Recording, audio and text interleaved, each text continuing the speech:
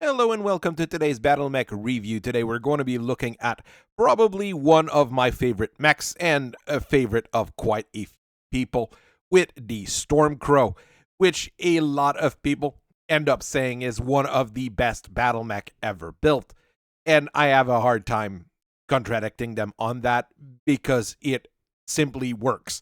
Honestly, hard to rival this kind of machine. Even though it is quite expensive, it can literally do whatever you need it to do in its weight range and most likely above it. So let's get into it. The history of the Stormcrow is a bit of a convoluted one because it goes a little bit all over the place. The history of the machine starts in Tokasha with Clan Ellsworth as they were working on a machine called the Corvus originally.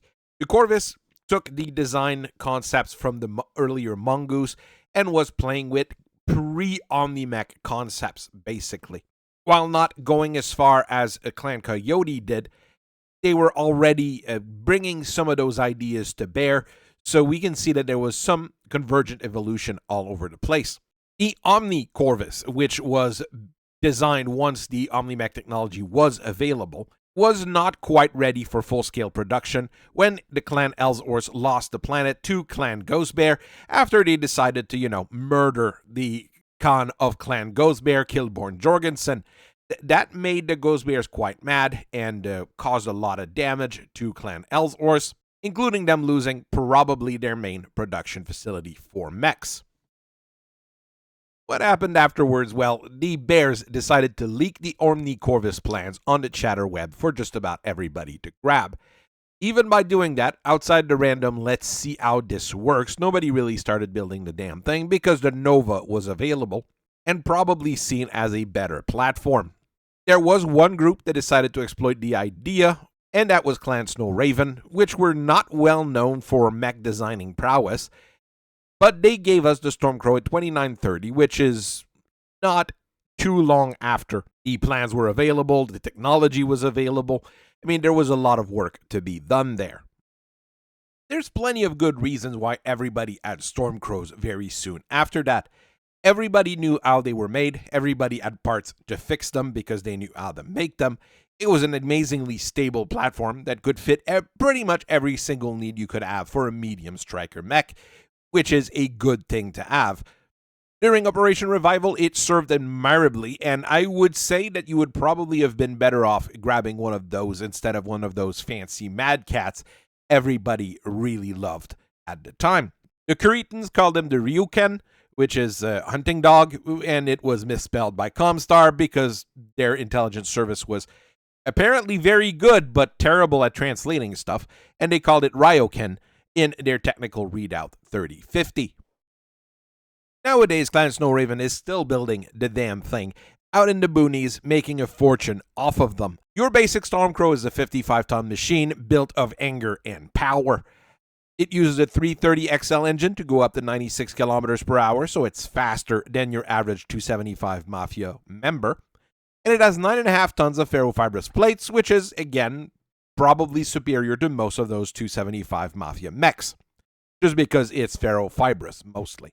The skeleton is made of endo steel to save on weight and take up more room inside, so you do have a lot of the internals of your Ryoken that's used up by components. But you still get 23 tons of pod space, which is going to be distributed just about everywhere. Primary configuration of the Stormcrow is what a lot of people remember. It is built as a raider or a fast brawler. It has no ammo-dependent weapon, so it has decent armor, decent speed, no ammo dependency or problems that could cause you to blow up because of a poorly placed shot, and it's able to engage at just about every range. Each arm mounts an ER large laser and an ER medium laser, so you outrange almost all inner sphere mechs just with that, and you get an extra nose-mounted ER medium laser. That might not sound like very much, but you get 12 extra double heat sinks on top of that, so you can run and shoot all of that all the time, and you're not even going to break a sweat. This is probably why the Stormcrow is so scary. Tango configuration tries to emulate the primary one, but I don't like it as much. Each arm mounts a large pulse laser instead, when the backup is now an ER small pulse laser. You do get more accuracy on all of those weapons, but you do lose on range, which is useful on a mech that's meant to be mobile like that. The nose laser is replaced with a medium pulse laser, and you get a light active probe to give you a little bit more electronic warfare capabilities.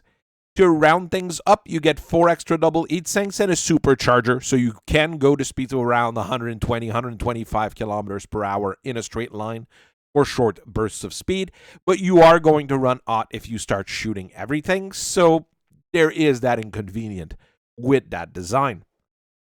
Hotel configuration goes down the same direction, replacing the ER large lasers with EVI or improved EVI large lasers. The heat you're going to generate with that is going to cook you alive nonetheless, even with E12 extra double heat sinks. But still, you're going to be able to punch through just about everything with that. You still get your 3 backup ER medium lasers, or as we sometimes call them, mini inner sphere large lasers. So you do get a decent amount of backup, and if you start volley firing the different weapons, you are going to be fine in terms of the heat department. And you've got no ammo that can blow up, so all of that evens out fairly well in the end. I've seen some people do the opposite, keep the ER large lasers on and replace the medium lasers with heavy medium lasers, but that's not, I think, an official configuration, or I have seen no distribution of it as an official configuration. Papa configuration goes down the same line, but this is where we start seeing some ammo-dependent weapons. Each R still features an ER large laser, and this is complemented by a medium pulse laser. The nose mounts another medium pulse laser, meaning that you're very deadly at closer range, but you only get 2 extra double heat sinks, so it might run a little bit hot if you start shooting everything. Each side torso, however, now mounts a Streak 6-tube SRM fed by a single ton of ammo, but that should be enough if you're in a quick engagement. This one is quite decent, and you're going to be able to do a lot of good things with it, especially when you're fighting mobile units like tanks or hovercrafts, basically. You then get a few big gun configuration, and big guns on a fast mech can be really scary. The first one is Bravo configuration, using an Ultra AC-20 with only 2 tons of ammo, so you're going to run dry fairly quickly. I've seen some of those mounting an LBX instead, which means you're going to be able to stay in the fight a little bit longer, but this is the standard Bravo ear we're talking about. The backup for this is a brace of 6 ER medium lasers, giving you very decent medium to long range punch. 3 extra heat sinks allow you to control the heat somewhat, and I have seen some pilots take out some of those heat sinks to add ammo to the ultra auto cannon. Some people are just a bit crazier than others, and at that point, it's basically a hunchback pilot being in a fancier machine. Golf sorts of imitate Bravo as a big gun hunter, but this time goes with an AG-20, which gives you a lot more long-range punch. This will also last you longer with the 2 tons of ammo that is mounted in, because you get more shots per ton. The brace is replaced also with 5 ER medium lasers rather than 6, and you get 6 extra double heat sinks, so you are more comfortable shooting all of that. This one here is not going to be as nasty at shorter range, but it's going to be very good at taking down airplanes, taking down VTOLs, and just getting into bad positions for people to catch it, shooting all of those fairly long-range weapons. Surprisingly, Juliet configuration is not a jumpy one, and I would have expected it here, since there's plenty of room to put those jump jets on. This one, though, mounts an Hyper Assault Joust 30 with 2 tons of reload. Now it's getting a little bit tighter, and your backup is an improved heavy large laser. You don't get any extra double heat sinks, so you are going to run stupidly hot, but you do get a targeting computer to make sure you actually hit with those weapons. Kilo configuration goes with a regular Gauss rifle with 2 tons of reload, which is quite nice anyways. To support this, you get 4 improved heavy medium laser, which will allow you to dissect anything that gets in closer range. And to help mitigate the heat of those big lasers, you get 5 extra double heat sinks. I mean, you could probably drop one of those for extra ammos for the Gauss rifle. It really depends on what kind of engagement you're doing. Heavy medium lasers do run quite hot, so it really is a case of what does the pilot want to do. Charlie configuration is in the middle as a medium gun hunter, I would say. You get a 10 class LBX autocannon with 3 tons of reload, so you can split them between cluster and slug rounds. And opposite that, you get a large pulse laser, which shares its range bracket and gives you pretty good accuracy. Each side torso mounts a single medium pulse laser as well, giving you closer range bracket fire and distributes the weapon around the entire body, giving you a very good support overall. Some people might not like having that medium gun there, but I think this one is better on paper and better in person than a lot of people give it credit for. Foxtrot configuration is somewhat unique because it's an infantry hunter. Each arm mounts a plasma cannon and a pair of anti-personnel Gauss rifle with plenty of ammo. Against harder target and other mechs, you still have 4 ER medium laser and 2 ER small lasers distributed in your torsos. You get a pair of extra double heat sinks to try to keep the heat down. Plasma cannons do run quite hot, so you might have to be a little bit careful with those. Nothing there can really explode due to overheating, but you do still have to be careful. But it's going to take out infantry and other lightly armored target really quickly, and even harder ones that don't use heat sinks to compensate for heat buildup fairly well as well. So tanks, hover tanks, VTOLs, fortifications, things like that will not like those plasma cannons. Alpha configuration is the first in a series of missile brawler, this one starting with a 20 rack LRM with 2 tons of reloads for long-range bombardments. At closer range, you get 2 Streak 6 tubes of SRM for accurate anti-vehicle and damage exploitation, and you still get 4 medium pulse lasers to cut things open with some light beams. It is quite good in its role, and I see a lot of pilots use those at first in an engagement, then go back home, take a couple hours, refit them to primary, and go back to town. Delta is your big fire support missile boat with a pair of 20 rack LRMs and 6 tons of reload, which gives it longer lasting potential than things like the Archer. To make sure that these shot counts, you also have an arc missile beacon with 2 tons of reload, which I'll always say is a bit much. If you need 2 tons of reload on an arc beacon, things are going to go bad for you. At closer range, you get a pair of 2-tube SRM fed by 2 tons of ammo, which is, again, entirely too much. You could take those ton of ammo here, a ton from the NARC, a ton from the SRMs to put 2 ER medium lasers in, as an example, giving you some closer support and some non-ammo dependent weapons. India configuration is what I like to call a mini Timberwolf, because it mounts an ER large laser and an ER medium laser in each arm, while the shoulder mount a 15 rack LRM with 1 ton of ammo, mimicking the Timberwolf not enough shots on those missile launcher configuration.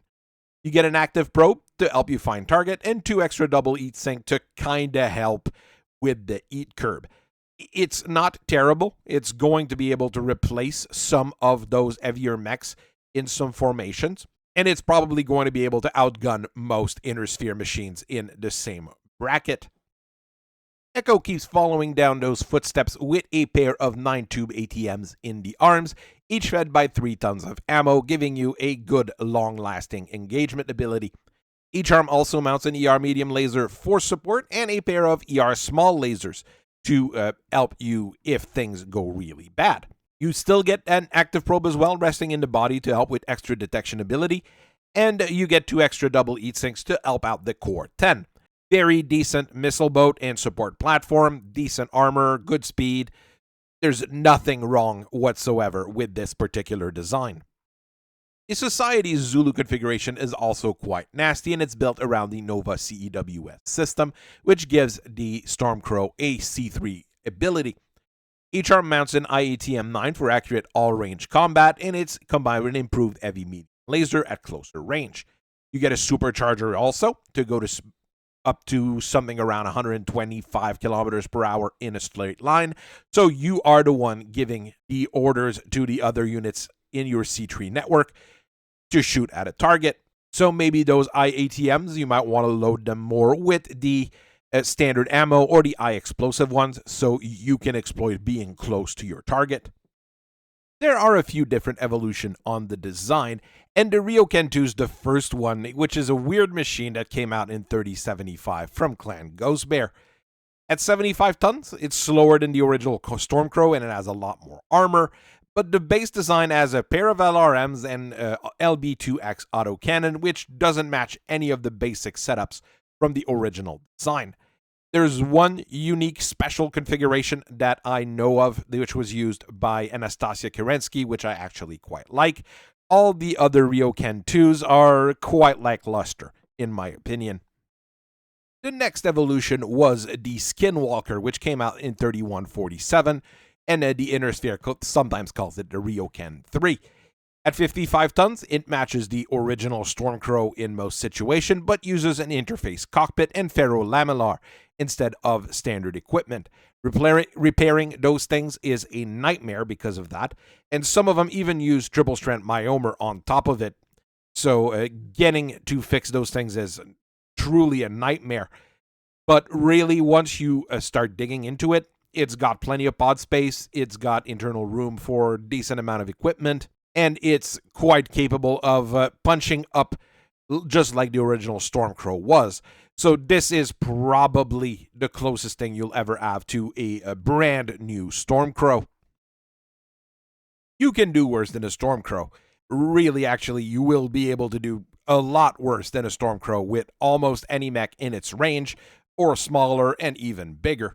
Entire stars of Stormcrow can be used to replace specialized unit and do perfectly fine. That's just how good they end up being in many cases. This is probably one of the epitome of the omnimech. It has barely any weaknesses on its own. It can be amplified over time with new technology. It can be upgraded with some new technology by changing the chassis a little bit, like on that Ryoken 3. If you have some questions, well, the best thing you can do is just add another one to a formation, and nothing bad will come of it. So I thank you very much for listening to me for so long. I hope you guys have a very nice rest of your day, and I'll see you guys later. Bye-bye.